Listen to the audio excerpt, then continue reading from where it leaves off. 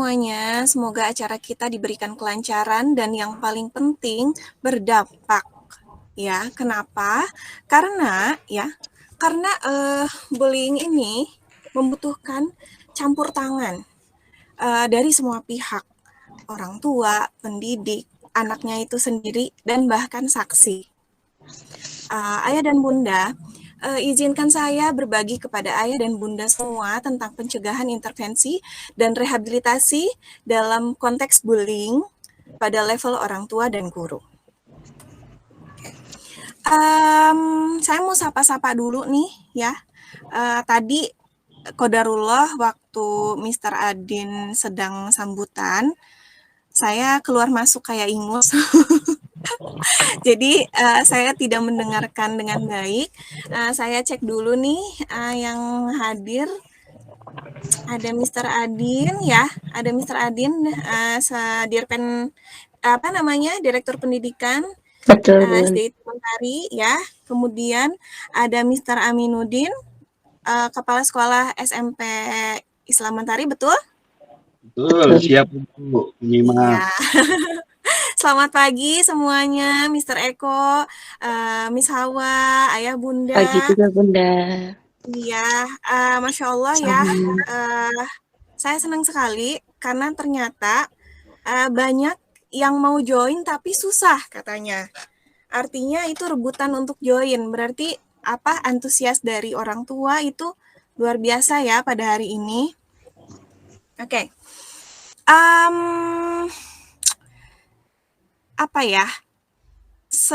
Tadi kan Mr. Eko sudah sampaikan ya. Data-data bully. Sebetulnya saya juga mau menyampaikan data bully yang tadi, tapi Mr. Eko sudah. Gini, kita kenalan dulu deh gimana? Setuju ya? Setuju, Bu. Iya. Saya adalah seorang mental health promoter. Jadi pada sesi kita hari ini ya, selamat datang dalam webinar Bullying Prevention Strategies. Oke. Bagi saya, bully ini adalah termasuk bagian dari pengasuhan. Maka semua kita ya, pendidik atau orang tua, ya karena orang tua juga pendidik by the way ya, wajib hukumnya untuk memahami segala hal yang berkaitan dengan bullying. Karena jangan sampai anak kita menjadi korban atau malah menjadi pelaku bullying. Jadi mudah-mudahan pada sesi kita hari ini ya akan banyak manfaat yang bisa kita ambil. Saya mau share screen dulu ya.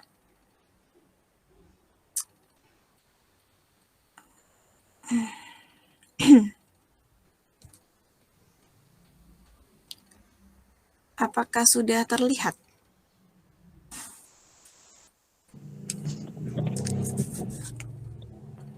Sudah terlihat belum, Miss Hawa? Sudah Bunda, tapi masih loading gitu Bu. Udah alhamdulillah. Oke.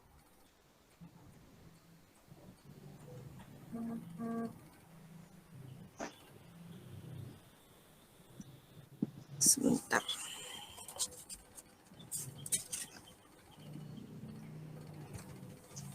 Sudah muncul, Miss Hawa? Sudah. Sudah. Sudah. Okay. Baik.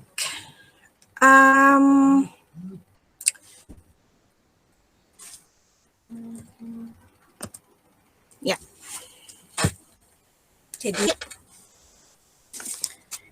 saya Rizka Janurika, panggilan saya dari kecil Cika. Boleh dipanggil Rizka, boleh dipanggil Cika, atau kalau di sekolah saya biasanya dipanggil Bunda Areta di kelas atas atau Bunda Fritzi, ya.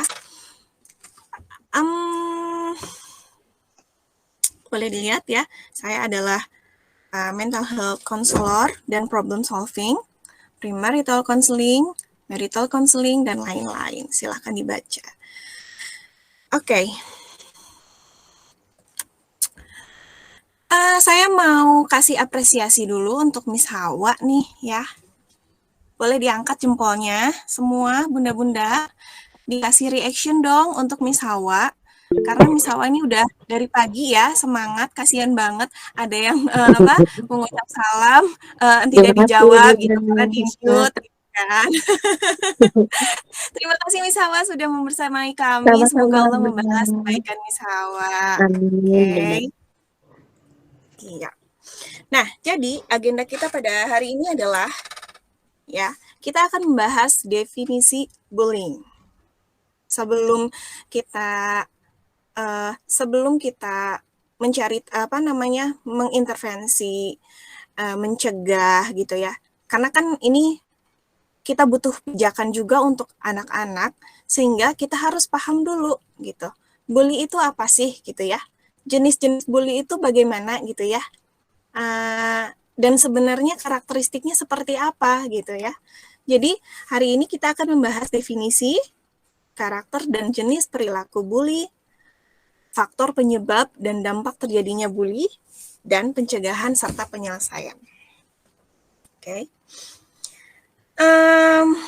Tujuannya apa? Supaya kita lebih mengenal dan memahami lebih jauh makna dan definisi bully. Jadi biar enggak sedikit-sedikit bilangnya bully gitu ya. Atau mungkin ada yang dibully tapi itu mah cuma bercanda gitu. Itu mah cuma bercanda, Bun gitu. Jadi jangan sampai seperti itu. Kemudian yang kedua, tujuannya untuk meningkatkan kesadaran dan kepedulian terhadap bully. Kesadarannya bagaimana gitu ya. Yang tadi saya bilang,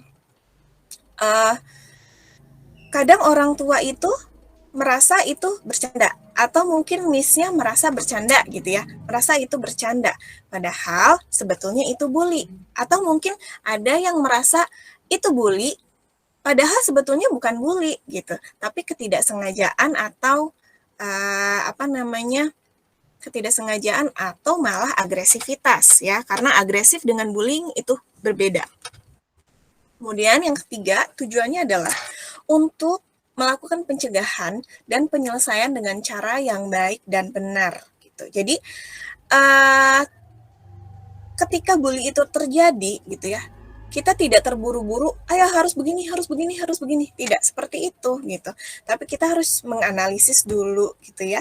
Melihat dulu klarifikasi dari anak-anak gitu. Apakah anak-anak itu jujur atau tidak gitu ya. Kemudian barulah kita lakukan intervensi. Intervensinya apa? Nanti kita jelaskan di slide selanjutnya. Oke. Untuk informasi ayah dan bunda, supaya waktunya tidak terlalu molor ya. Sesi tanya jawab boleh langsung raise hand nanti di akhir materi, atau supaya tidak lupa nih, kadang kan suka ada yang lupa ya gitu. Oh iya, tadi kan padahal mau nanya gitu, tapi lupa, jadi boleh di kolom chat saja langsung ya, dengan format pertanyaan, usia anak, underscore jenis kelamin, underscore jumlah anak, underscore pertanyaan. Karena kenapa formatnya begini? Karena saya harus menganalisa dulu ya perilaku anaknya. Kenapa bisa seperti itu? Karena dari usia, jenis kelamin, jumlah anak gitu ya, itu juga akan mempengaruhi. Oke. Nah, yang ini ya, kalau kata Imam Syafi'i, ilmu itu adalah binatang buruan. Jadi tulisan itu adalah talinya gitu ya. Jadi ketika kita menuntut ilmu, ikatlah dengan menulis gitu, karena ketika kita berburu gitu ya, kita tidak mungkin kan buruannya dilepas begitu saja, tapi kita harus menali binatang buruan kita dengan tali yang sangat kencang gitu. Oke. Nah, kenapa sih bully gitu ya? Ada yang mau jawab di kolom chat, kenapa sih bully ini ya? Kenapa bully ini menjadi penting untuk dibahas? Ada yang mau jawab, kenapa bully ini menjadi penting untuk dibahas?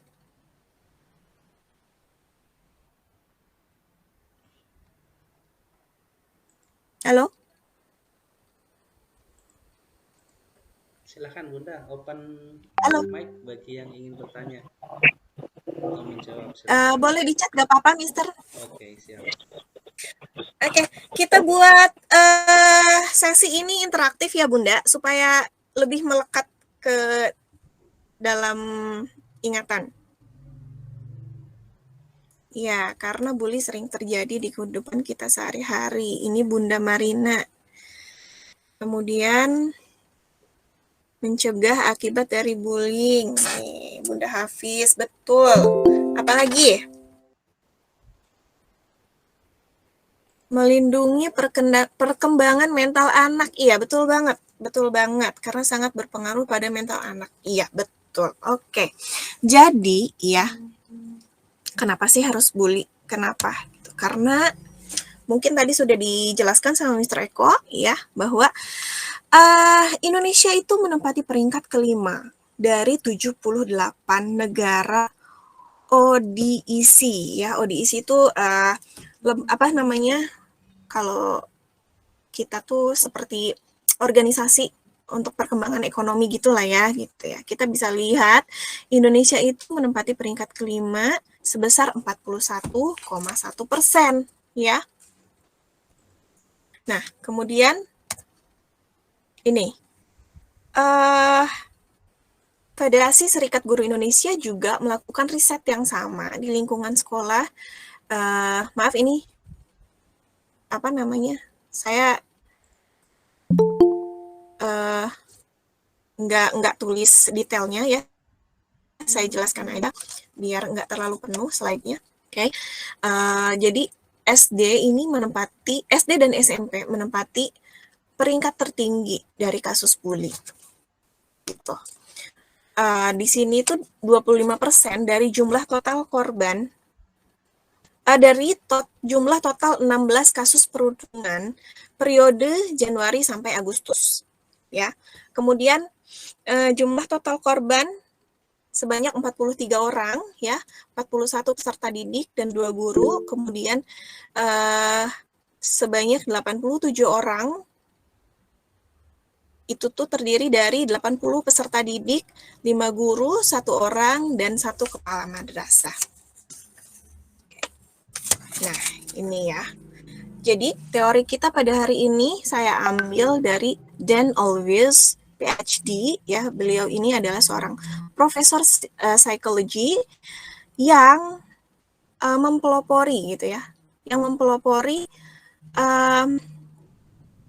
teori bullying, dan beliau juga yang melakukan satu-satunya ilmuwan yang melakukan studi ilmiah pertama mengenai masalah intimidasi di dunia gitu.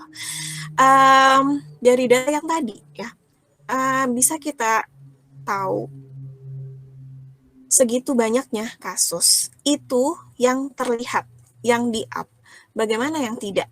Bagaimana yang tidak menyadari bahwa itu kasus bully, ya? Bagaimana yang menganggap itu hanya bercanda gitu ya. Dan bully ini memang sudah ada sejak lama dan menjadi perhatian oleh tokoh ilmuwan psikolog karena bully ini memang sangat merusak gitu ya. Jadi asalnya ini si Dan Olweus ini, saya mau cerita sedikit. Dan Olweus ini asalnya dari Swedia ya. Di Swedia itu bully itu istilahnya adalah mobbing ya, mobbing.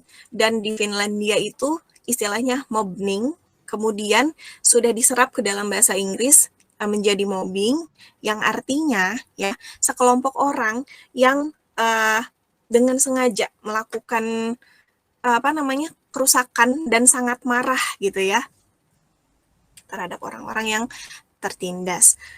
Nah, dalam bahasa Indonesia ini kan halo?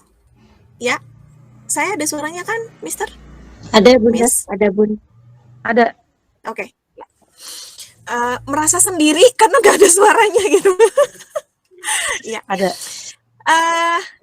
Jadi mob ini sudah diserap juga ke dalam bahasa Indonesia ya. Mob ini artinya ya, mob ini artinya adalah seseorang yang melakukan kerusakan. Jadi betapa pentingnya gitu ya bully ini untuk diketahui oleh semua orang karena memang merusak gitu, merusak mental, fisik gitu ya. Oke, next. Bully. Tadi itu saya sudah lihat ya,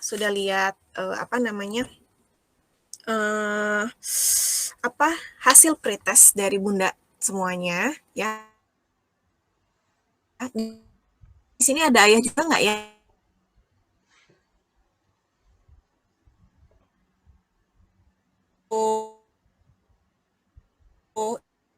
Hasil pretest dari 50 karena jawabannya tulisan ya. Jadi dari 56 peserta sebanyak 40 peserta itu sudah tahu ternyata bully itu apa ya. Jadi bully ini memang ada ciri khasnya, ada kriterianya. Jadi tidak bisa semua dikatakan sebagai perilaku bullying. Nah, saya mau tanya lagi nih sama bunda-bunda semuanya. Jadi bully itu apa sih, Bun? Coba silahkan di chat. Di kolom chat silahkan. Jadi bully itu apa sih? Apa saja yang termasuk kriteria bully?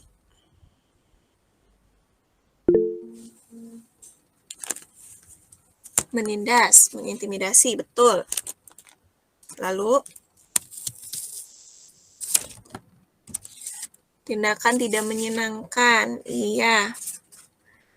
Apa ini? Perilaku yang menyakiti dari verbal ataupun non-verbal seperti fisik, iya betul. Iya, betul sekali. Menghina, mencemooh, melukai, merendahkan. Nah, jangan lupa, bully ini adalah perilaku yang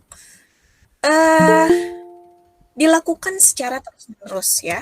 Jadi, bully ini adalah perilaku negatif yang sengaja dilakukan terus-menerus atau berulang kali hingga membuat seseorang tidak nyaman bahkan sampai cedera, terluka, baik fisik maupun psikologis. Bully juga ada satu kesenjangan ya, ketidakseimbangan antara pembuli dan orang yang dibully gitu. Jadi ketidakseimbangannya itu entah itu dia lebih tinggi atau lebih pendek, lebih gemuk, lebih besar atau lebih kecil gitu, lebih kaya atau yang biasa-biasa aja. Jadi bully ini biasanya ada ketidakseimbangan antara kekuatan itu gitu. Kemudian karakteristiknya yaitu terjadi berulang-ulang, terjadi secara berulang-ulang ya, terjadi secara berulang-ulang. Kemudian dan ciri khas yang paling ketara itu ya itu adanya ketidakseimbangan antara pembuli dan yang dibully gitu ya. Oke. Nah, ini mencibir, meledek, mempermalukan di depan umum, menjuluki, mengancam, menyoraki, mengucilkan, catcalling. Catcalling itu ini sebetulnya masuknya ke pelecehan seksual, tapi pelecehan seksual itu masuknya ke bully verbal ataupun fisik. Biasanya bisa masuk ke situ gitu ya. Catcalling itu kayak menggoda gitu. Hei cantik misalnya gitu ya. Seperti itu. Nih, jenis perilaku bully. Bully itu ada yang langsung menyerang fisik, ada yang menyerang verbal, mental, cyberbullying, dan yang terakhir ini saya mencantumkan pelecehan seksual. Tapi lagi pelecehan seksual itu biasanya masuk juga ke bully fisik atau verbal ataupun mental, karena pelecehan seksual itu ketiga aspek ini diserang gitu ya. Ketiga aspek fisik, verbal, mental itu diserang gitu ya. Nah, untuk bully fisik itu yang tadi ya, menendang ya, memukul, melakukan kekerasan terhadap tubuh, pokoknya dilakukan secara terus-menerus ya, dan melakukan kerusakan kepada tubuh yang dibully gitu. Jadi pasti bekasnya akan akan kelihatan kalau di fisik gitu ya. Tapi ya. Bully juga meskipun yang dibully fisik, tapi mental juga tetap kena gitu. Jadi ini tuh keempat jenis perilaku bully ini tuh bersinergi gitu, tetap aja gitu, tetap ujung-ujungnya yang kenanya juga mental juga gitu ya. Oke.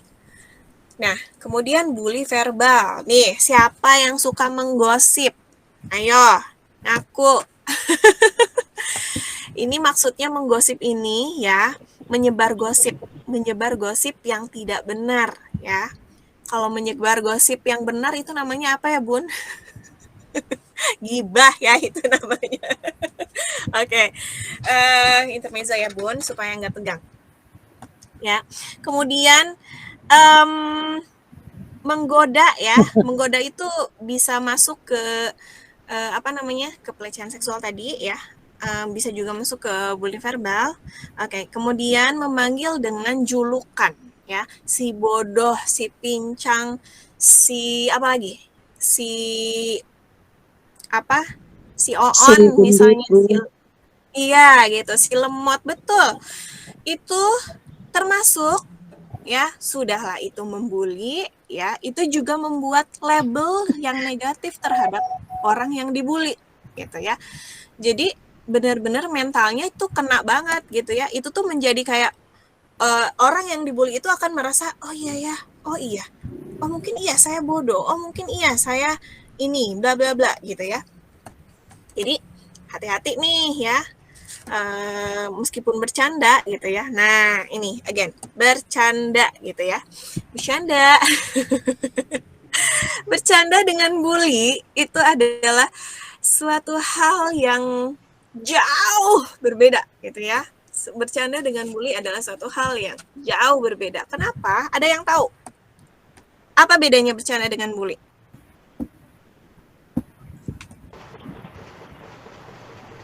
Iya benar, si cengeng juga, si pesek, itu benar banget itu, fisik banget yang kena. Bercanda bikin terhibur, iya betul. Kalau bully terhibur nggak ya? Bercanda orangnya sama-sama senang, betul ya. Jadi bercanda itu adalah kegiatan ya, kegiatan yang melibatkan dua belah pihak yang sama-sama merasa senang ketika hal itu dilakukan. Sementara bully itu udah jelas gitu ya, boro-boro seneng, yang ada orangnya merasa jadi semakin rendah diri gitu ya. Terus mereka juga jadi rusak lah mentalnya gitu ya. Kemudian bully mental. Nih, ada yang pernah dengar nggak bully mental seperti apa? Apa saja yang disebut bully mental?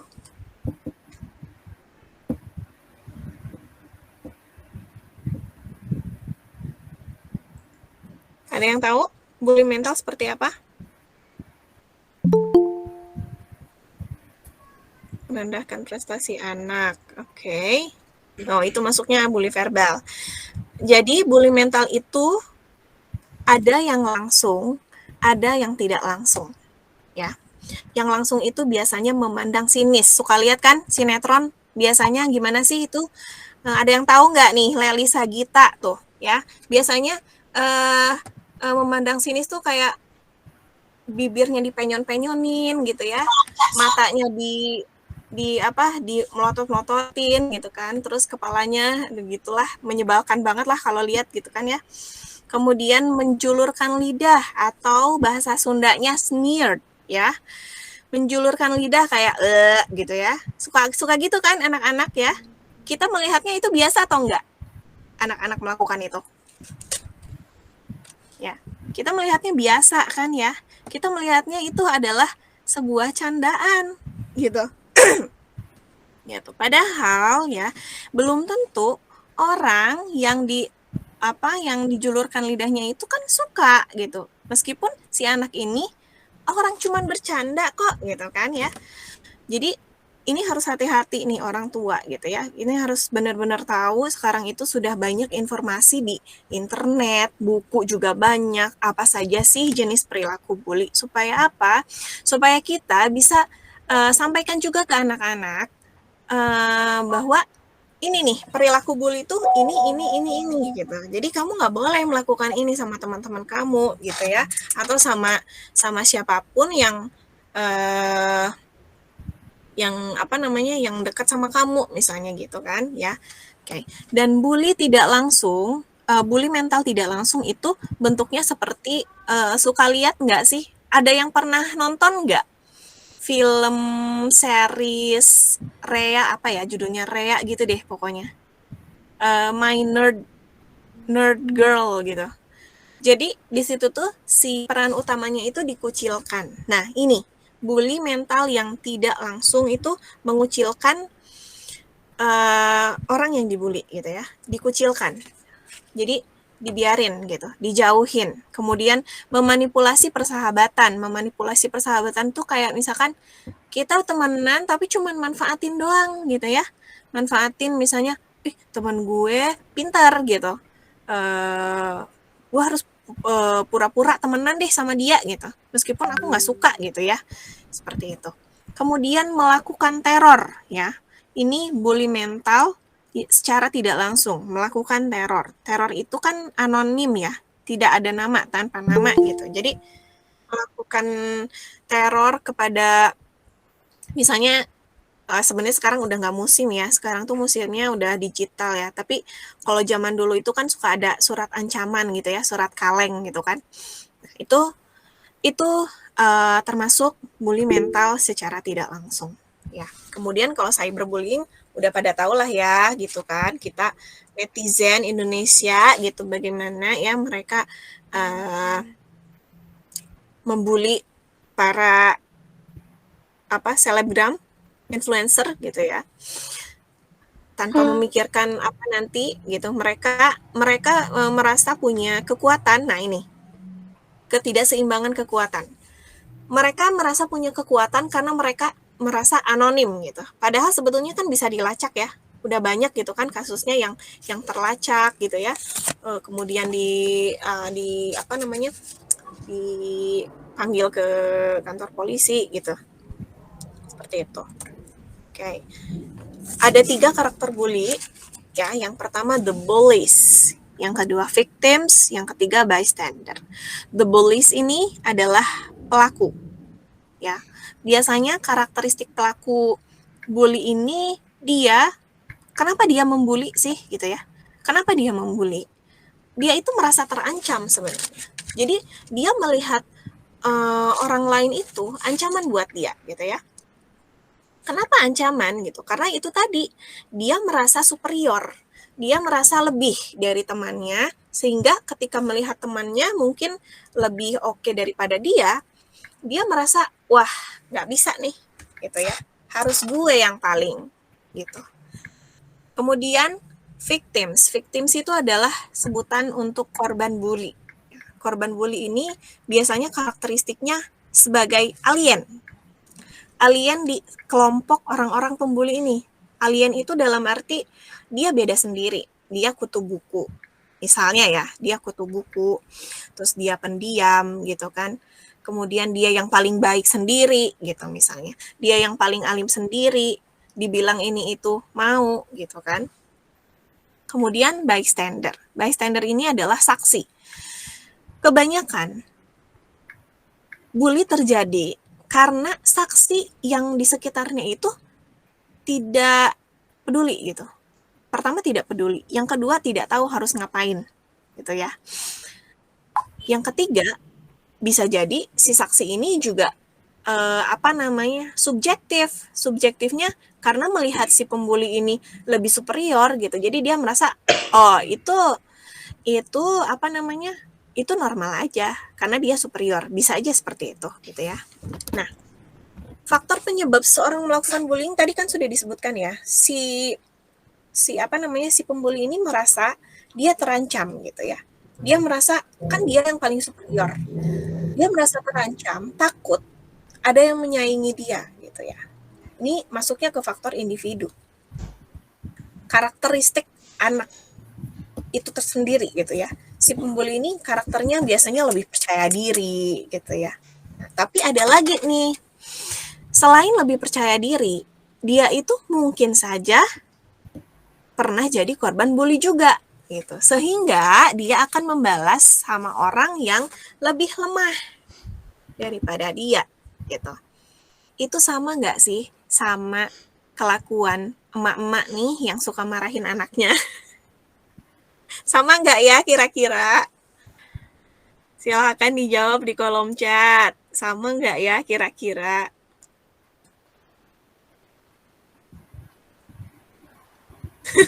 Bukan aku katanya. Oke. Enggak sih, itu beda ya. Itu mah intermezzo aja. Oke. Kemudian faktor individu ini bukan, saya kan tidak hanya membalas si pembuli, tapi saya juga akan balas korbannya ya, bahas korbannya. Jadi si pembuli ini dia kan lebih tinggi rasa percaya dirinya, dia lebih merasa superior, dan bisa jadi dia juga pernah jadi korban bully. Kemudian untuk korbannya itu biasanya dia itu tipe-tipe yang rendah diri, introvert ya, tidak percaya diri, self esteem-nya rendah gitu ya. Pokoknya dia tuh udah sebelum dibully mentalnya tuh sebenarnya udah drop juga gitu, sehingga dia akan jadi korban bully gitu. Kemudian faktor bystander tadi, saksi ya, saksi. Jadi saksi juga harus diberikan edukasi bahwa bagaimana nih kalau kamu melihat teman kamu dibully gitu. Bagaimana kalau kamu melihat teman kamu dibulinya parah gitu kan, kebanyakan mungkin saksi melihat kalau yang dibulinya parah, dia takut juga gitu, mau bantu juga takut gitu. Jadi ya itu, di tiga karakter itu kita memang harus benar-benar pijakannya beda-beda gitu nih. Untuk yang bully pijakannya apa, untuk yang untuk yang korban bully bagaimana gitu ya. Oke, nanti itu dibahas di slide selanjutnya. Kemudian faktor keluarga gitu ya. Kenapa sih? Emang ada apa gitu? Ada apa sih pembuli di keluarganya gitu ya? Ternyata menurut penelitian ya, orang yang suka membuli itu di keluarganya itu tidak diperhatikan. Kurang perhatian dari orang tua, kurang komunikasi, sehingga dia mencari perhatian di luar ya, di sekolah dengan teman-temannya. Kenapa dia nyari yang lebih lemah? Karena dia mau diperhatiin gitu. Ya nggak mungkin lah dia nyari korban yang lebih superior dari dia, kan nggak mungkin gitu ya. Kemudian untuk yang korban bulinya juga, faktor keluarga itu mempengaruhi juga ya. Ini sebenarnya sama ya. Faktor dari keluarga itu sama banget gitu ya. Karena sama-sama kurang komunikasi, sama-sama kurang perhatian ya. Kemudian untuk si korban bully-nya ini kurang mungkin sering di label yang tidak yang di label negatif, sehingga si korban ini merasa rendah diri gitu. Dan untuk si pembuli ini juga mungkin kurang diberikan pijakan yang positif bagaimana cara berteman gitu ya. Kemudian faktor teman sebaya. Faktor teman sebaya ini pengaruh yang sangat kuat ya, pengaruhnya sangat kuat gitu. Sebab apapun pengasuhan gitu ya, kalau teman sebayanya lebih kuat gitu, udah bubar jalan gitu. Sehingga kita memang harus memberikan pagar sama anak-anak itu, teman yang bagaimana yang harus dijadikan teman. Oke. Kemudian selanjutnya faktor sekolah nih. Biasanya ya, bully itu terjadi di sekolah yang tidak punya pijakan sama sekali. Ya, tidak punya pijakan sama sekali, kemudian neglecting sama anak-anaknya. Misalnya neglecting itu apa ya? Pembiaran gitu ya. Pembiaran.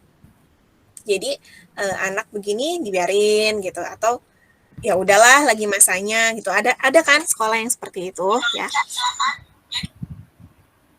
Nah, dampaknya ini tadi yang tadi disebutin sama bunda-bunda ya di form pretest itu udah bener banget ya kenanya, fisik, mental, emosional, gangguan belajar, bahkan sampai suicide atau bunuh diri ya. Ini kemarin ada kejadiannya ya, katanya bunuh diri karena sering dibully. Itu anak SD loh, gitu ya. Bagaimana bangsa ini mau maju ya kalau bulinya ini masih masih merebak begini gitu. Oh ya, saya lupa. Faktor media sosial terhadap bully ini juga sangat besar ya, karena kan sekarang anak-anak bisa mengakses apapun dalam satu genggaman ya, gitu, dalam satu waktu gitu kan, bisa dengan mudah melihat konten di YouTube misalnya gitu. Atau mungkin sinetron sekarang itu aduh mengerikan banget ya. Banyak mencontohkan hal-hal yang bisa yang negatif gitu. Oke, kita bicara pencegahan ya, pencegahan, intervensi dan rehabilitasi. Seperti yang tadi saya sudah bilang, tidak bisa begitu saja gitu ya, tidak bisa tiba-tiba diintervensi. Misalkan gini, ada kejadian bully nih di sekolah gitu, tiba-tiba anaknya dihukum gitu,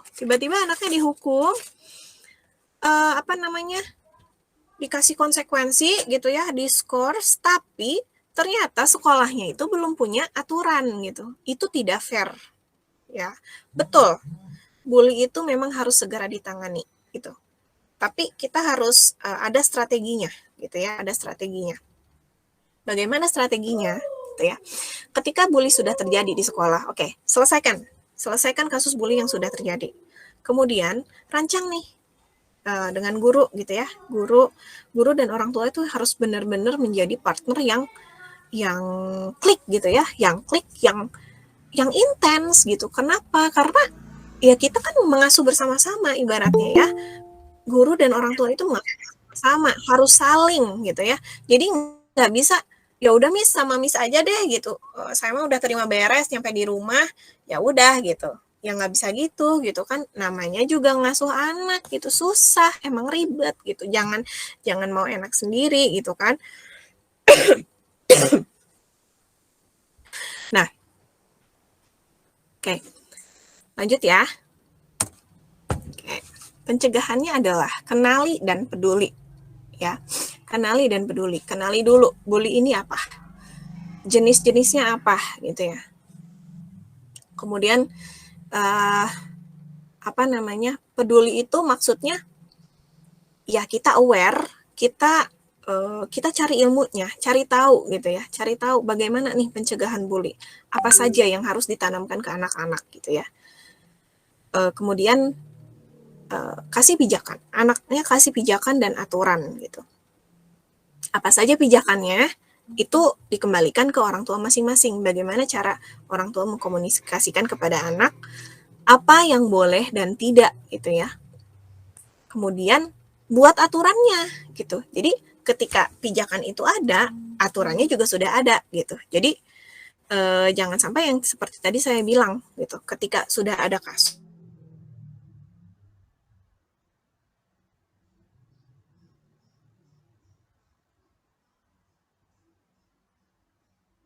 secara logika, anak pasti sudah tahu aturan itu. Jadi, kalau saya di rumah, pijakannya itu cara berteman gini. Karena orang yang membuli itu sebetulnya niatnya tuh kadang-kadang ya, anaknya tuh cuma pengen temenan sama anak kita kok gitu. Kebanyakan sih begitu ya, yang saya alami tuh begitu. Cuman pengen main sama kita, cuma dia tuh nggak tahu caranya bagaimana sih gitu. Sehingga dia membuat perilaku-perilaku yang memancing reaksi si anak yang dibully ini gitu. Jadi kalau saya di rumah gitu, pijakannya tuh gini, kamu kalau mau berteman bilang, kalau mau main itu bilang gitu ya. Boleh nggak main? Yuk main yuk sama aku gitu. Mau main apa nih gitu ya. Sepakati mainnya main apa gitu. Kemudian untuk yang calon korban nih, kan udah tahu nih karakteristiknya tadi, yang calon korban ini orang yang rendah diri gitu ya, yang self esteem-nya rendah, kurang percaya diri gitu kan. Nah, ini dia harus dikasih tahu juga bagaimana kalau ada yang membuli. Jadi dua arah, yang pembuli dengan yang dibully itu sama-sama harus dikasih pijakan. Kemudian yang saksinya juga harus dikasih pijakan. Jadi pijakannya itu general semua gitu ya. Untuk pembuli masuk, untuk korban masuk, untuk bystander atau saksi juga masuk gitu. Kemudian aturannya juga harus yang logis gitu. Dan ini harus didiskusikan kalau di rumah ya diskusikan dengan suami misalnya, atau diskusikan dengan kalau ada mbak ya mbak di rumah gitu. Pokoknya diskusikan dengan orang rumah supaya apa? Supaya konsisten gitu ya.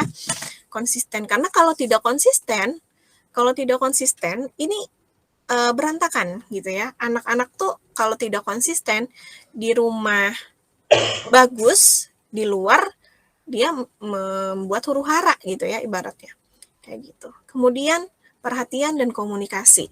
Ini hal yang paling penting ya dari semuanya gitu ya. Dari pijakan, dari aturan, ini yang paling penting, perhatian dan komunikasi. Kenapa? Karena anak, kalau yang pernah dengar ya, guru saya Bu Eli Risman, kalau anak yang kantong jiwanya penuh ya, mereka tuh udah nggak akan cari perhatian lagi di luar gitu. Kalaupun mereka emosi gitu ya, mereka akan bilang sama ibunya gitu. Mereka akan bilang sama orang tuanya. Dan ini yang harus diperhatikan, sependiam-pendiamnya anak, dia tidak boleh pendiam di rumahnya. Dia harus tetap aktif. Jadi kalau anaknya di rumah jadi pendiam gitu, nggak mau cerita, itu harus jadi tanda tanya. Kita harus tahu apa penyebabnya gitu ya. Nah, ini selalu kunci dengan agama ya, karena kita muslim, setiap kita kasih pijakan, aturan dan lain-lain kunci dengan agama ya, kunci dengan agama bahwa Allah juga sudah memerintahkan gitu, bahwa kita tidak boleh merendahkan, mengolok-olok teman kita gitu ya, orang lain gitu kan. Nah, untuk intervensinya ya, kita nggak bisa ujuk-ujuk dihukum. Kita nggak bisa ujuk-ujuk anaknya dipanggil kemudian dikasih sanksi, nggak bisa begitu. Ya, kita harus menganalisis dulu. Menganalisis ini di mana nih salahnya. Cari akar masalahnya. Ya, karena kalau kita nggak cari akar masalahnya, apa yang mau diselesaikan? Kita nggak tahu apa masalah intinya apa gitu ya. Jadinya ngalor ngidul gitu, nggak jelas gitu. Jadi analisis akar masalahnya di mana, ya. Analisis berapa banyak siswa yang melakukan bully di sekolah, gitu ya. Karena kalau sudah mencapai 70% siswa di sekolah membuli, itu artinya sudah endemi, ya. Ini sudah sekolah harus benar-benar serius menangani ini. Harus ada pakar, ya. Harus ada pakar, benar-benar harus membuat satu program ya yang khusus untuk mengatasi bully ini gitu kan. Nah, tadi saya lupa sebut ya waktu mengenalkan Bapak anti bullying di dunia. Jadi beliau itu punya program namanya Always Bullying Prevention Project gitu ya. Dan itu kalau saya baca ya, itu sudah diterapkan beberapa di Mentari gitu. Tapi hanya preventionnya saja dan hanya di level sekolah, belum ke level orang tua. Mungkin ini nanti bisa kita bahas lagi ya, Mr. Eko, karena waktunya kan terbatas ya. Ini sudah jam berapa nih? Sudah jam 10. Ya, karena ini panjang banget ya. Ini panjang banget, ini harus training ini. Nah, kemudian klarifikasi anaknya, betul tidak gitu ya, apa tujuannya. Jadi jangan sampai kita menjudge kamu pembuli gitu ya, kamu pembuli, tapi ternyata anak itu tujuannya bukan membuli dan dia tidak tahu bully itu apa, dan dia tidak tahu yang dia lakukan itu bully, ya itu tidak fair lagi gitu ya. Jadi klarifikasi, apa, kenapa gitu, bagaimana kronologinya gitu kan ya. Kemudian buat kesepakatan dan konsekuensinya pasti ya. Kesepakatannya harus disetujui ya. Jadi harus ada komunikasi dua arah antara guru dan anak atau antara orang tua dan anak. Ini bisa diterapkan di sekolah ataupun di rumah ya Bunda. Buat kesepakatan gitu. Kalau terjadi bully atau kalau kamu ternyata membuli, apa nih gitu, apa yang harus Bunda lakukan gitu kan. Misalnya anaknya bilang, ya ingetin aja Bun, nasehatin. Oke, diingetin. Kalau misalnya diingetin kamu masih begitu, Bunda harus bagaimana gitu ya. Nanti jadi kedua belah pihak dan kita ya orang tua harus memperlihatkan ke anak who's the boss, siapa bosnya di rumah ya. Bosnya di rumah ya kita orang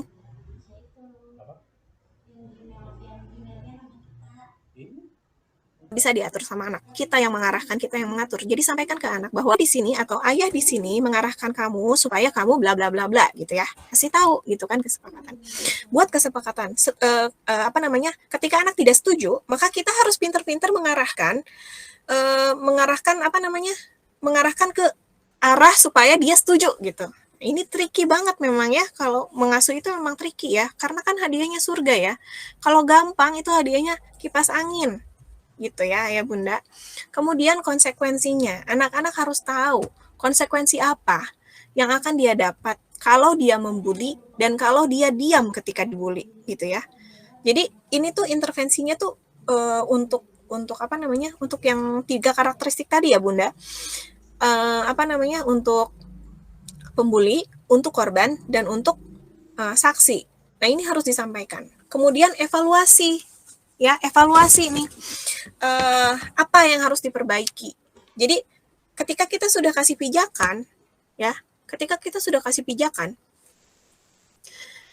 masih terjadi tuh, oh berarti apa nih yang harus diganti ya. Oh apakah metodenya gitu ya, metode penyampaiannya, apakah kita harus membuat hal-hal yang kreatif gitu kan supaya anak-anak melihat gitu ya.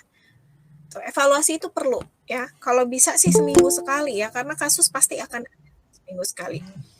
Kemudian rehabilitasi ya, baik pembuli ataupun yang dibully ataupun saksi, mereka sama-sama kena mentalnya. Kenapa? Karena yang saya pelajari ada trauma secara tidak langsung ya. Ini untuk saksi ya. Trauma secara tidak langsung itu dia melihat hal yang tidak menyenangkan, tapi bukan dia yang menimpa gitu ya. Meskipun tidak semua anak, tidak semua orang yang akan begitu gitu. Tapi kita harus jaga-jaga bagaimana caranya gitu kan. Kita rehabilitasi, konsultasi dulu sama pakarnya ya. Kenapa anak saya begini? Jadi jangan sampai orang tua ya gimana ya, anak saya sih emang udah begini gitu, udah begini dari dulunya ya, gimana ya, saya kan udah ngasih tahu nggak masuk, saya udah kasih pijakan nggak masuk. Ya kerjasama dong sama sekolah, sama suaminya, kerjasama buat satu program, diskusikan sama anaknya, kenapa kamu begini gitu ya, kenapa kamu begini, apa yang sulit gitu ya, apa yang sulit kontrol. Karena untuk pembuli ini itu juga ada masalah dengan kontrol dirinya. Kemudian terapi. Terapi ini adalah penyelesaian terakhir ketika anak memang sudah tidak bisa dikondisikan lagi. Misalnya kita sudah kasih konsekuensi terus diulang gitu ya.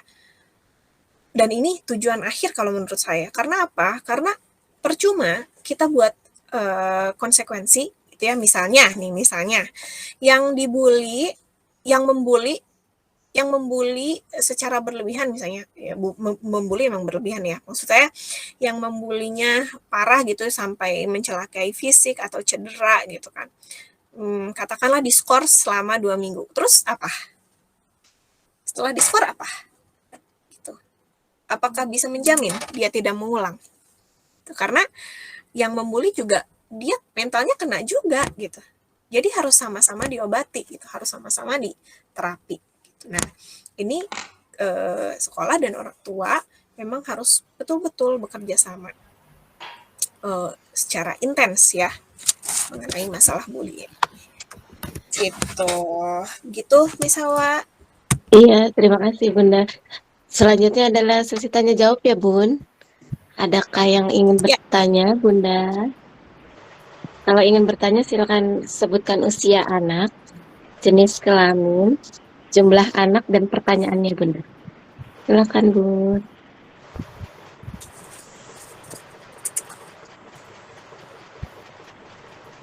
Saya pilih saja kali ya Bunda ya, Bunda Rizka. Ya, silakan dipilih. Ya. Silakan Bunda Sofi Rizky Aulia ingin bertanya.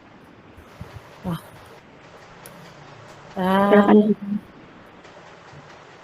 Gimana ngomongnya? Anak saya introvert ya, Miss. Jadi susah ngomongnya. Jadi dia mau berteman yang dia cocok, yang dia nyaman gitu. Kalau dia nggak nyaman, kayaknya dia sulit, anaknya nggak gampang untuk deket sama orang gitu. Ya, gimana saya juga bingung. Oke. Mungkin Missnya punya solusi buat anak yang introvert biar bisa diterima dan bisa menerima gitu. Diterima di teman-teman dan bisa menerima teman-temannya juga gitu. Kadang-kadang suka menyendiri, itu bagi mungkin penilaian buat orang itu nggak ada temennya atau apa, tapi dia nyaman dengan kesendirian dia itu, dia sebenarnya nyaman gitu. Tapi kan nggak bagus juga ya Miss kalau sikap seperti itu gitu. Ya bagusnya ya bergaul yang positif, yang bagus gitu. Kadang-kadang orang tua juga udah nasihat mah udah banyak gitu. Cuman anaknya kadang-kadang dia punya prinsip sendiri yang menurut dia baik, ya udah gitu. Jadi ya udahlah gitu. Ya, oke. Bunda, boleh saya respons? Boleh Bunda, silakan Bunda. Ya. Jadi menyikapi kebetulan anak saya juga introvert tuh gimana ya? Ya. Maaf, mau tanya dulu usia anaknya berapa Bunda? Ya. Anaknya. Usia anaknya berapa? Ya. Usianya? Ananda Sofi Rizky Aulia, kelas 9 Wamena. Oh, berarti sudah SMP ya? Perempuan? Iya, udah SMP, Miss. Kelas 9 sudah, alhamdulillah. Bentar lagi perempuan ya Bunda ya? Oke. Saya bantu jawab ya Bunda ya.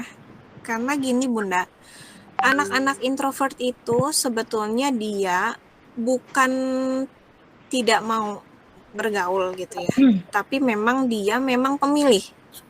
Jadi dia hanya bisa berteman dengan orang yang satu frekuensi saja sama dia gitu ya. Tapi itu bukannya bagus ya Bunda. Artinya dia sudah bisa memilih teman yang membuat dia nyaman gitu ya. Yang satu pemikiran sama dia, itu kan penting ya.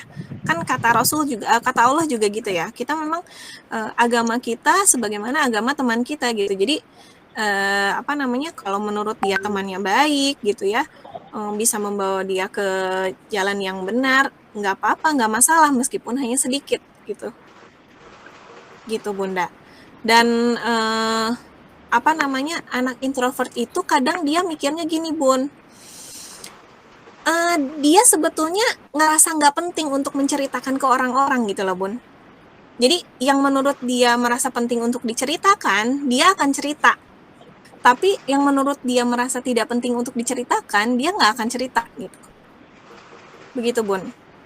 Cuman supaya anak itu tetap sehat secara mental gitu ya, sosialnya juga bagus. Nah itu lagi-lagi tugas kita orang tua untuk sering mengajak komunikasi. Mungkin bisa sering diajak ini Bun, ngedate berdua sama anaknya gitu ya. Punya adik Bun? Oh belum ada adiknya. Belum. Jadi anak tunggal. Oke, ya. Ya itu bagus sih. Jadi maksudnya bisa gini, karena anak itu butuh satu porsi ibu, satu porsi ayah. gitu. Jadi nggak bisa tuh bertiga terus, nggak bisa. Jadi tetap harus ada waktu khusus untuk dengan ibu dan waktu khusus dengan ayah gitu.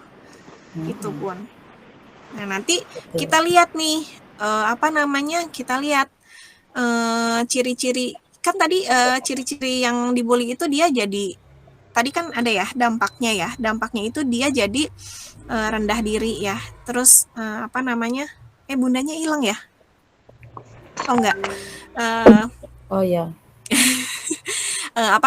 Dia jadi rendah diri, tidak percaya diri, yang tadinya sudah tidak percaya diri tambah tidak percaya diri lagi gitu. Nah itu ya, bisa kita lihat gitu apakah dia pernah dibully atau tidak gitu Bun. Gitu. Dan ciri-ciri ketika memang sudah harus konseling itu adalah anak sudah sama sekali tidak mau berkomunikasi dengan orang tua. Itu. Jadi kalau anaknya Bunda masih mau ngobrol sama Bunda, ya masih bagus berarti gitu. Oh, alhamdulillah gitu, sih masih mau ngobrol. Kalau ditanya, Opi gimana di sekolah? Happy mah? Oh iya, syukur deh gitu. Dia kalau ditanya happy di sekolah mah, seneng, gurunya baik-baik. Oh iya, alhamdulillah. Gitu. Cuman anaknya ini introvertnya ini nggak hilang-hilang gitu ya. Apa emang udah kodrat dari Allah gitu? Apa emang pembawaannya gitu? Introvert itu sudah karakter, nggak bisa dirubah. Karena saya juga introvert.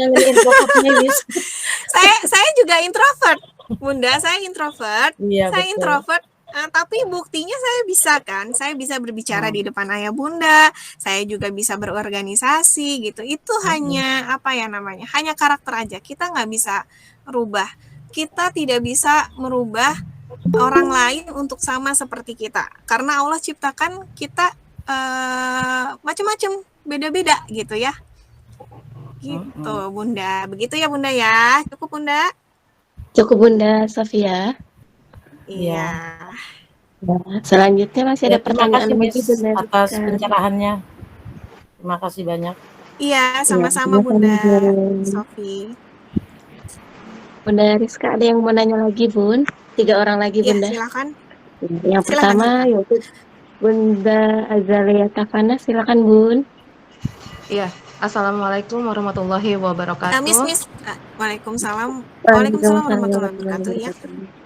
Ya, saya atas nama Bunda Azalia, di sini mungkin saya menanyakan untuk kalaupun ada waktunya bisa 2 pertanyaan, kalaupun 1 yang paling penting aja. Yang pertama itu apakah pihak sekolah, terutama lembaga pendidikan, haruskah mempunyai peraturan khusus masalah bullying ini? Jika memang ada, itu bekerja sama dengan siapa, bagaimana, dan bentuknya seperti apa menurut perspektif dari Bunda Rizka? Itu yang pertama. Terus yang kedua adalah ini masalah anak saya, kemungkinan ya, dia orangnya ada extrovert.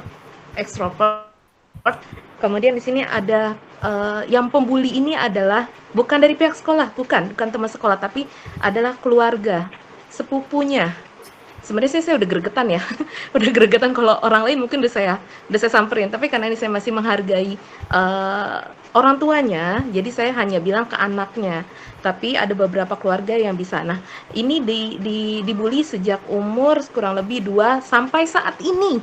Saya juga nggak tahu ini permasalahannya apa, kenapa anak saya bisa dibully, padahal dia orangnya juga, kalau menurut aku juga easy going ya, gitu dah. Tindakan apa nih, apa yang harus saya lakukan? Apakah saya langsung negor ke orang tuanya itu atau bagaimana?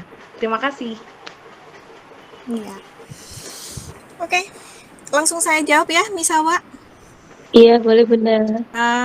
Ya, untuk yang pertama memang ada program khusus ya, program khusus untuk sekolah, namanya ya itu tadi saya bilang Bullying Prevention Program. Jadi sekolah memang harus mengatur itu, dan ini juga sudah diatur dalam Undang-Undang Permendikbudristek ya nomor 46, bahwa sekolah memang harus membentuk tim anti bullying gitu. Nanti mungkin kita bisa ngobrol lebih jauh lagi mengenai ini, Bunda Azalia, sekalian ngobrol sama Mr. Eko ya nanti. Kemudian untuk pertanyaan yang kedua, Untuk pertanyaan yang kedua, ketika anak kita dibully, bagaimana sikap orang tua? Sikap kita adalah pasang badan. Pasang badannya bagaimana? Kita bicara seolah-olah anak kita yang berbicara. Ayo, bagaimana tuh? Itu Paham udah nggak? kita lakuin. Udah Ya, saya udah lakukan kita, ke anak itu. Kenapa sih aku nggak suka gitu kan? Kenapa harus ngebully, harus ngata-ngatain seperti itu? Tapi si anaknya itu tetap sampai sekarang pun kalau mau anakku mau ikutan main, dia selalu sana kamu nggak usah ikutan main sama aku gitu. Jadi kan anakku jadi menarik diri dari lingkungan keluarga. Seperti kalau diajak ke acara keluarga, enggak, aku males karena ada si dia. Kalau waktu ada acara di rumahku pun dia pasti bilang, pasti dia datang. Aku males kalau dia datang ke rumah aku. Pasti dia ngomong seperti itu, gitu loh. Kalau boleh tahu bullynya apa ya, Bun? Verbal? Verbal dan perilaku. Verbal terus tidak ditemani, terus dia menghasut juga. Oh iya, gitu. pengucilan ya, Menghasut, pengucilan ya. Oke. Ya, benar. Oke. Mungkin tapi itu sepertinya anaknya Bunda sudah cukup bisa mengatasinya ya, kalau menurut saya ya, kalau dengar dari ceritanya ya. Jadi dia menarik diri, it's okay, nggak apa-apa. Ya. Ya, kita nggak butuh teman-teman seperti itu kok. Itu penguatan untuk anaknya. Kita bicarakan, kita tidak membutuhkan teman seperti itu. Kita tahu sikap dia tidak baik, kamu tidak mau bermain sama dia, oke, nggak masalah. Gitu. Dan saya selalu bilang sama anak saya, dulu juga anak saya nggak punya teman. Saya tidak kekeh-sumekeh gitu bagaimana caranya supaya anak saya punya teman. Tapi saya bilang, kita ini akan membutuhkan orang lain. Tapi kalau kamu nggak ada yang mau nemenin, it's okay, nggak masalah. Kamu bisa sendiri. Kamu masih punya bunda, kamu masih punya ayah, kamu ada adik gitu. Gitu, Bun. Oke. Mungkin nanti kalau kurang ini jawabannya, kalau kurang puas, nanti boleh chat saya aja ya, ayah bunda. Tapi mohon dimaklumi kalau saya slow respon. Selanjutnya boleh lagi Bunda, ada 2 orang lagi yang mau ingin tanya Bun. Silakan boleh. Boleh. Yang pertama Yang Bunda yang ada di chat ya Bun ya. Bunda Marina Afandi, silakan. Ya, Bunda Rizka. Ya. Bunda Marina Afandi, nanti, silakan. ini di mix aja ya, di mix yang raise hand terus yang di chat gitu ya. Jadi biar adil. Iya Bunda. Silakan Bunda Marina. Bunda Marina Afandi, silakan. Iya, makasih maaf suara kerak ya. Bagaimana tanggapan Bunda Rizka tentang anak yang membuli itu direkam pakai kamera handphone dan disebarluaskan gitu. Zaman sekarang kan kalau bully tuh gitu ya kan, direkam gitu. Ya, makasih. Iya. Bunda Marina, itu yang merekam yang membuli juga atau saksi? Saksi, dia saksi teman yang membuli. Oke. Jadi berarti dia sudah bukan jadi saksi kalau begitu. Dia juga pembuli gitu ya. Itu bully cyberbullying namanya ya. Cyberbullying. Terus itu kan videonya disebar-sebarkan ya. Itu kan sama saja mempermalukan, ya kan? Mempermalukan kekurangan orang lain melalui video yang disebarkan. Itu juga dia juga termasuk bully, sama. Hukumnya gimana? Kepolisian berarti ya? Iya, itu kalau anaknya sudah balik, itu masuk UU ITE ya. Tapi kalau di Indonesia sih nggak seperti itu ya, karena kalau di luar negeri, kalau anak yang di bawah umur melakukan kejahatan, itu orang tuanya yang dihukum. Karena dirasa orang tuanya tidak bisa mendidik dengan benar. Kalau di luar negeri ya, kalau di Indonesia kan tidak begitu ya. Ya, baik Bunda Rizka, terima kasih jawabannya. Iya, sama-sama Bun. Selanjutnya, ada yang mau tanya dari Misternya atau Pak Eko mau nanya, Pak Adin atau Misternya silakan.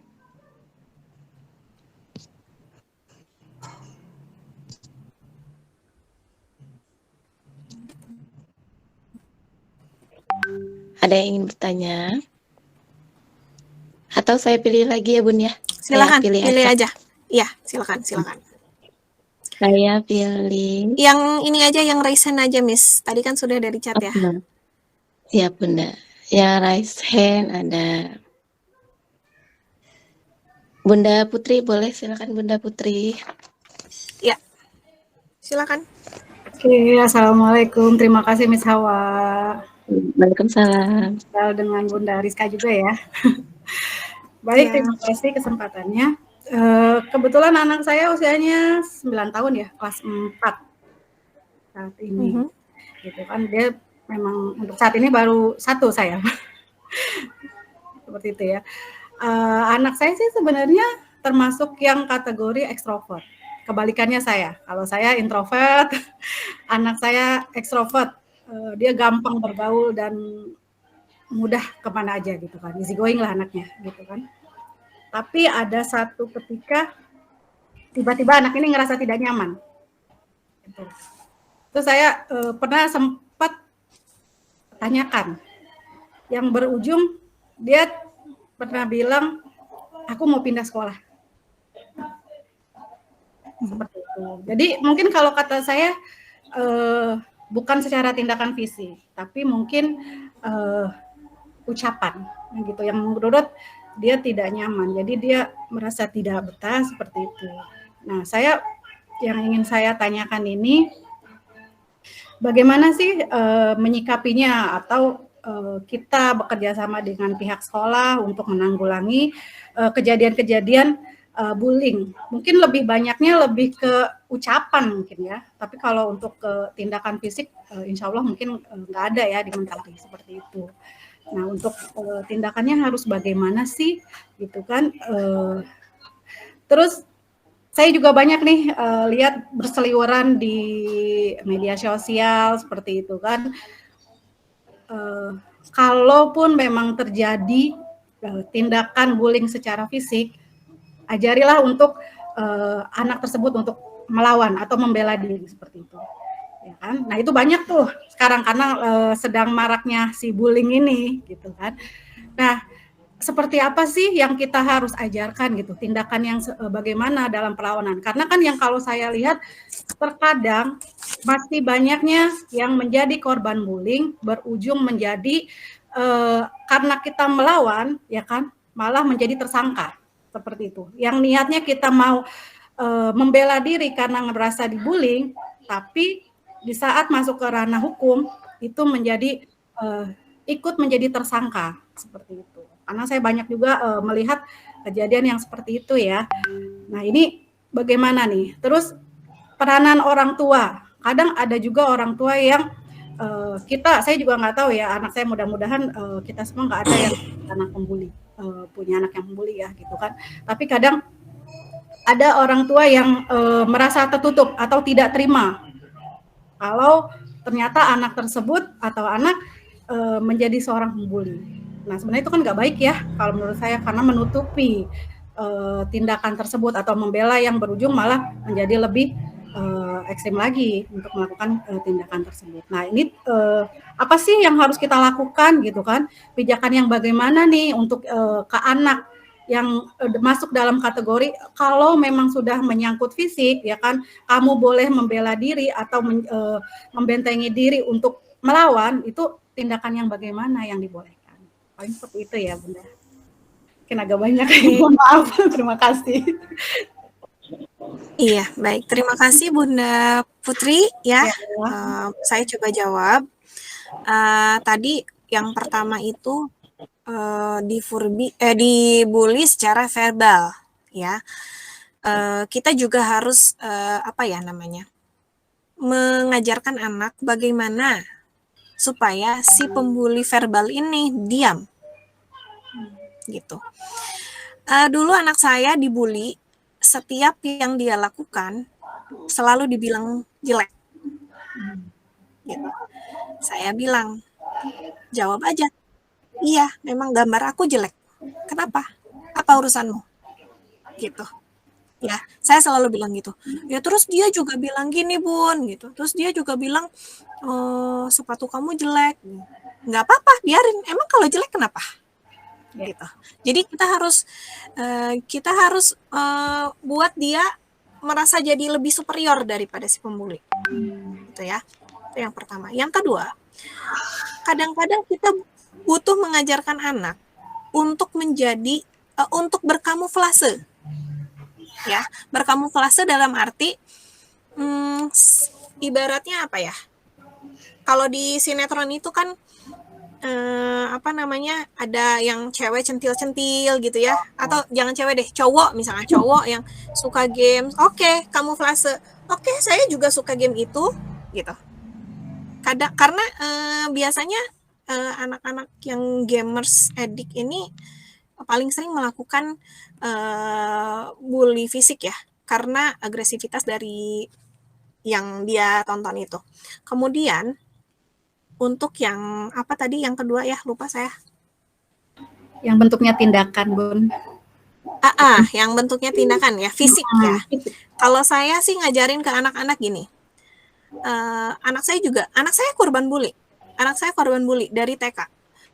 Gitu. Jadi anak saya pernah dicubit sampai berdarah kulitnya gitu ya. Sebagaimana kencangnya itu mencubitnya gitu kan. Saya bilang gini. Kita jangan dulu balas. Kamu jauhin dia. Bunda tetap lapor gitu. Saya tetap lapor sama gurunya. Jauhin dia. Bun, tapi dijauhin dia tetap nempelin aku. Katanya dia suka sama aku gitu. Bilang, aku gak mau dekat-dekat kamu karena kamu suka nyubit aku gitu. Ya tapi tetap dia nyamperin, tanya, kenapa kamu nyubit aku? Kata dia mau main sama aku. Kamu kalau mau main sama aku harus dengan cara yang benar, gitu. Jadi ada step-stepnya gitu loh Bun, ada step-stepnya. Jadi jangan ujuk-ujuk ketika dia mukul kita langsung lonjok balik gitu, enggak gitu.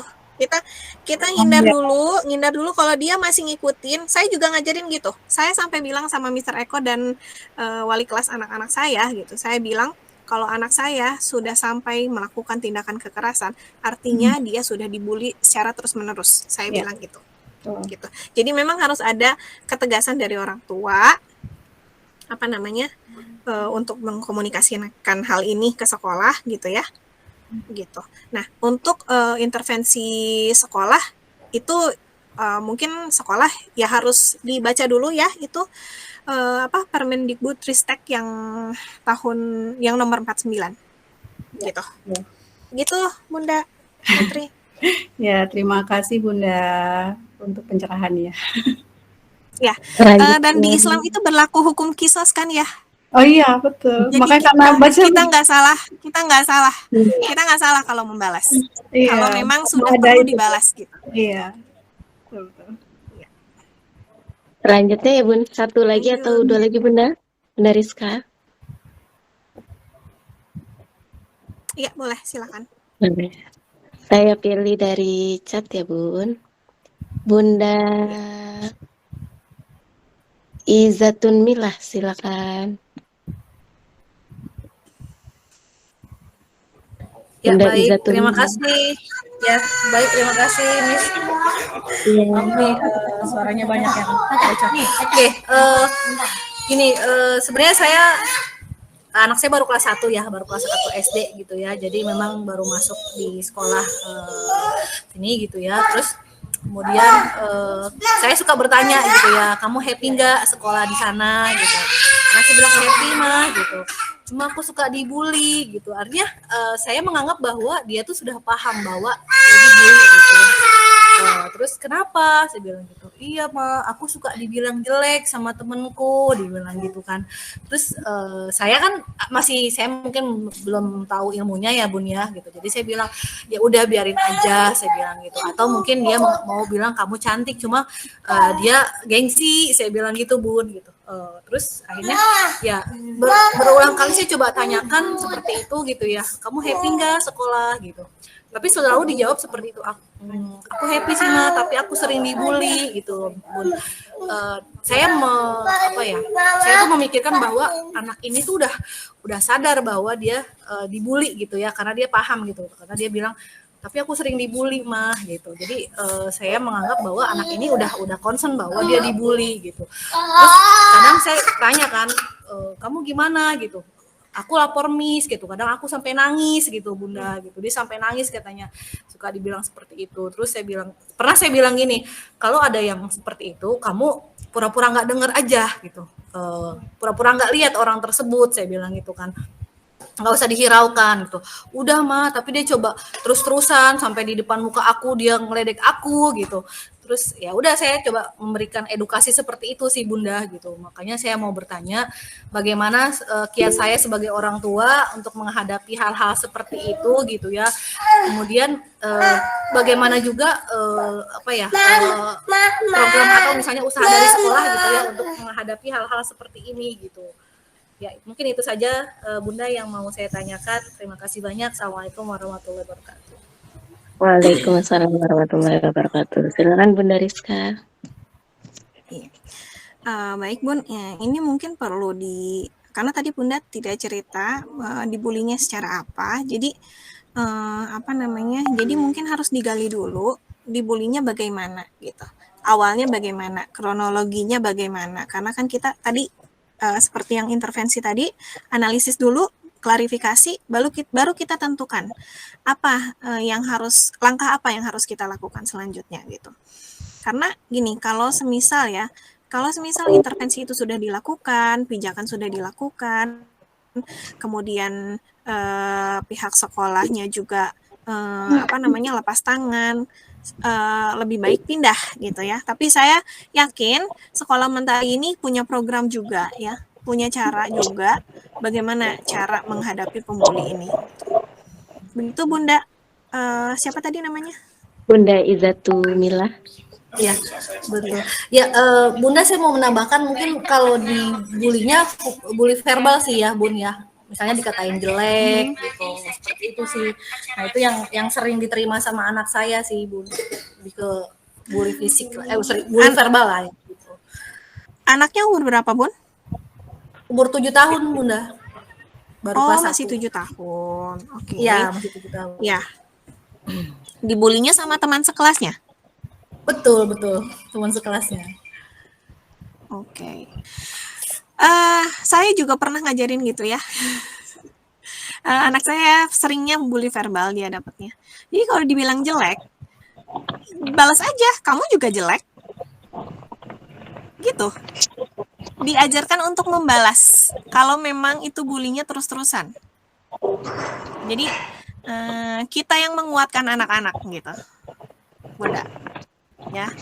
Nah, kalau misalkan itu tidak merubah kelakuan si anak itu, misalkan dijauhin, masih tetap mendeketin gitu kan, lari-lari. Kamu kenapa sih ngefans ya sama aku? Katanya aku jelek. Ajarin gitu, Bun. Jadi kita tuh harus, mulut kita sebagai korban bully itu harus lebih pedes daripada pembuli ya. Seperti misalnya contoh, sekarang ini body shaming itu kan di mana-mana ya. Ada yang bilang, kamu gendut, iya kamu kurus, kenapa nggak bisa makan ya? Kayak gitu aja Bun, nanti dia juga berhenti kok, percaya deh. Atau enggak kita harus cuekin, tapi memang anak umur 7 ini memang agak susah, karena memang masih sensitif sekali gitu ya. Jadi pinter-pinter kitanya aja, kemudian kerjasama sama miss-nya, supaya anak kita tidak didekatkan sama anak yang suka membuli gitu, dijauhkan aja gitu. Itu Bunda. Baik Bunda, terima kasih banyak atas jawabannya. Saya akan coba untuk melakukan hal ini. Terima kasih. Sama Bunda Izatumillah. Selanjutnya apakah satu lagi Bun atau sudah mau di penghujung acara? Boleh satu lagi deh terakhir ya, Miss. Dari Miss Mister kali ya Bun ya? Iya boleh, silakan.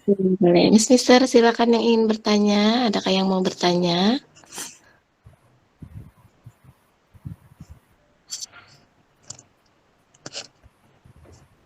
Yes, Mister.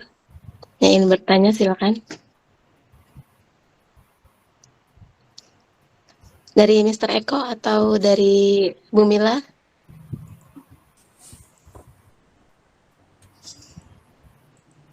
Dari Pak Adin, silakan. Pak Amin, boleh, silakan.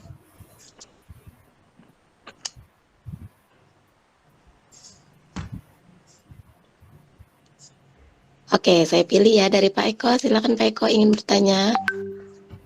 Silakan dilanjut saja, Miss. Mungkin saya ingin menanggapi saja ya, Bunda. Ya. Ya, silakan. Di ini kan apa namanya tuh? Langkah preventif dari sekolah sendiri untuk menghadapi bullying, kita itu selalu ingatkan teman-teman, khususnya anak-anak, pada saat pagi hari, pada saat morning circle itu adalah pembiasaan atau waktu yang tepat untuk menanamkan apa namanya sikap-sikap karakter building. Jadi penanaman sikap itu biasanya kita disampaikan di pagi hari gitu. Di situ disampaikan untuk berteman dengan siapapun, kemudian dengan ya intinya tidak membeda-bedakan teman gitu. Kemudian ketika istirahat ya, mungkin yang sering jadi loss atau tidak terprotek adalah ketika waktu istirahat, karena mungkin bisa sedikit dimaklumi dengan 1 atau 2 guru harus mengawasi 20-23 anak, mungkin kan ada yang terpisah-pisah gitu. Cuma kita sebisa mungkin khususnya untuk kelas bawah itu selalu standby di dalam kelas, bahkan ketika anak-anak di istirahat di koridor ya, kalau kelas 3 itu biasanya di koridor, itu ditemani oleh mister-misternya. Nah mungkin yang jadi sering terjadi miss ketika anak-anak sedang bermain gitu, namanya bermain, mungkin emosinya tidak terkontrol, dalam arti misalnya main bola intensitasnya keras, akhirnya di situ kata-katanya agak tinggi mungkin di situ. Jadi langkah preventifnya kita sudah upayakan, bahkan di dalam kelas itu kita sudah tempelkan poster-poster terkait bullying gitu kan. Iya. Oke. Udah Pak Eko. Ya. Saya tanggapi boleh ya, Mr. Eko? Boleh benar. Oke. Kalau begitu kondisinya itu tidak termasuk bully, Mr. Eko. Jadi kalau misalkan ada anak yang main bola, terus bolanya kena gitu kan, anaknya marah, kita akan begitu nggak? Saya tanya deh.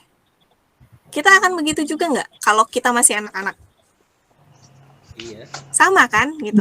Jadi itu memang normal, itu wajar, kita marah, kita kesal gitu ya.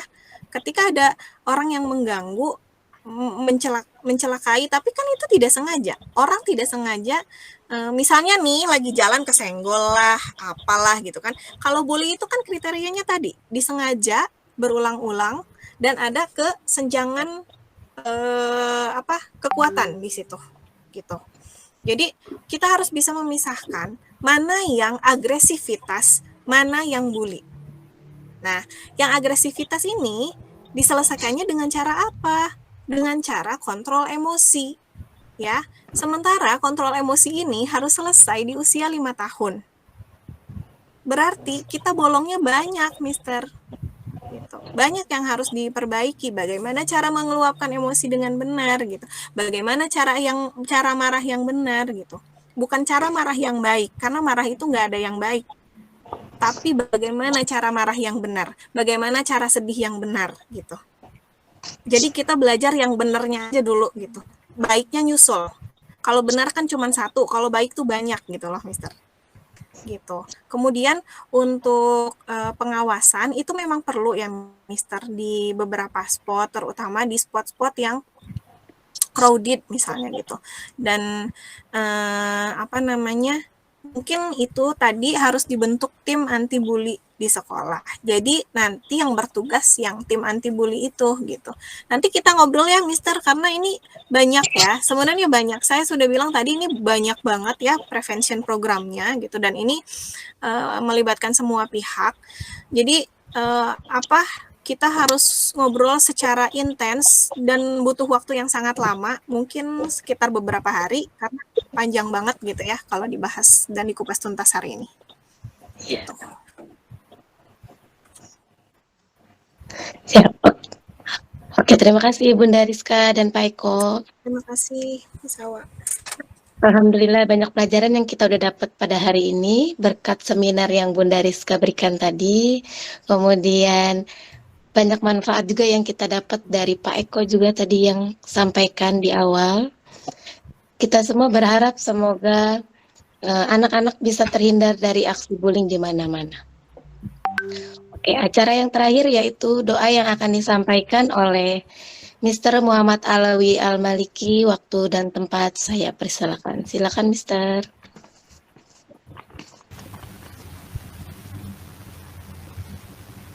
Ya, baik Miss Hawa. Terima kasih atas kesempatannya. Apakah suara saya terdengar? Terdengar, Mister. Ya, baik.